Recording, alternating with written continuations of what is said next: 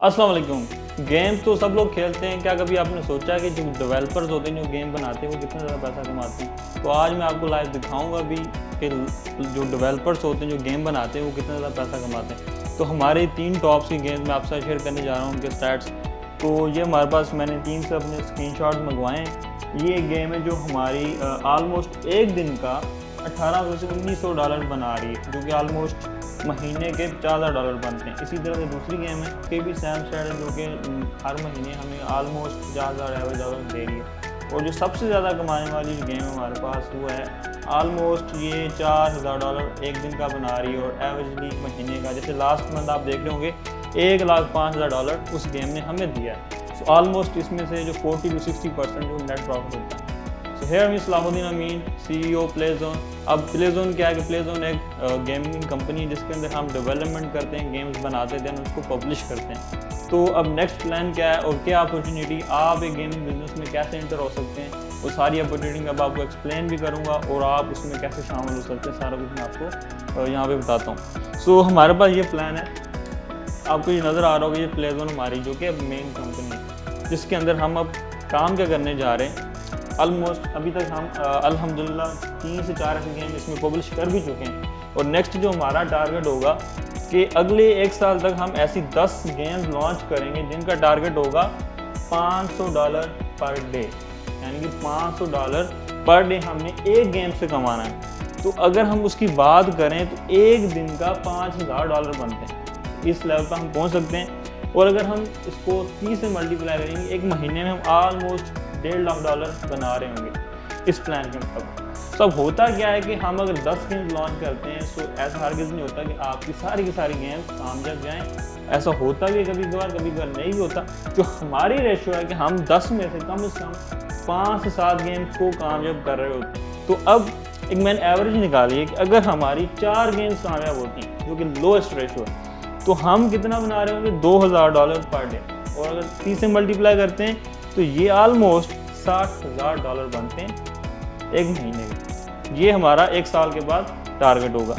अब इसमें से अगर हम 60% प्रॉफिट मार्जिन की बात करें, जो कि अगर पाकिस्तानी रुपीज़ में कन्वर्ट करो तो 1,20,00,000 बनते हैं। तो इसी तरह से ये 72 लाख जो कि हमारा प्रॉफिट होगा हर महीने का। सही।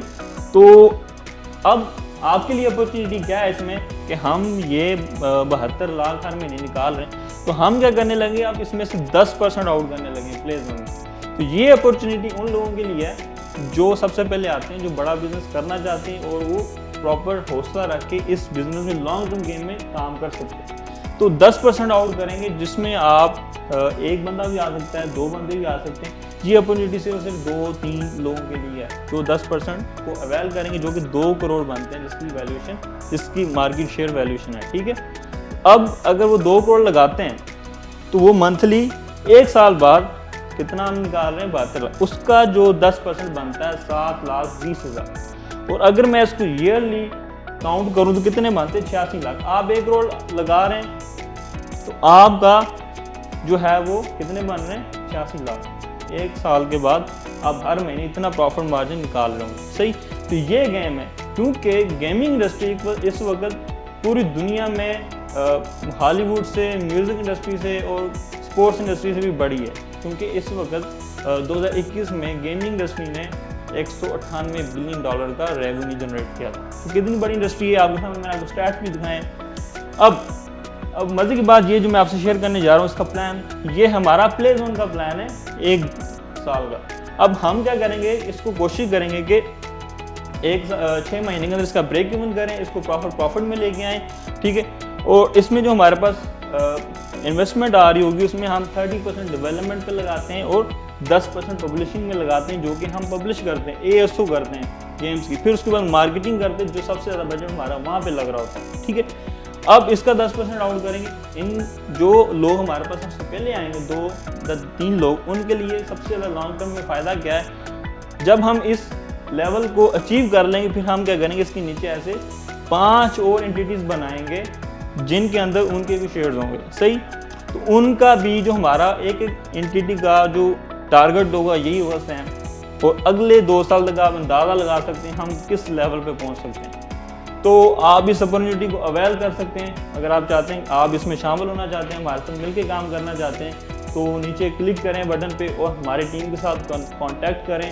جو بندہ اس پورے کرائیٹیریا کے اوپر پورا اترے گا, جو لگتا ہو ہمارے ویژن میں ہمارے ساتھ مل کے کام کر سکتا ہے, اس کے ساتھ پھر ہم پراپر میٹنگ کریں گے اور ساری ڈیٹیلز لائیو شیئر کریں گے, جو کہ میں نے ابھی آپ کو اسٹیٹس اسکرین شاٹ کے صورت میں دکھائیں, پھر ہم آپ کو لائیو دکھا رہے ہوں گے صحیح ایک میٹنگ کے اندر.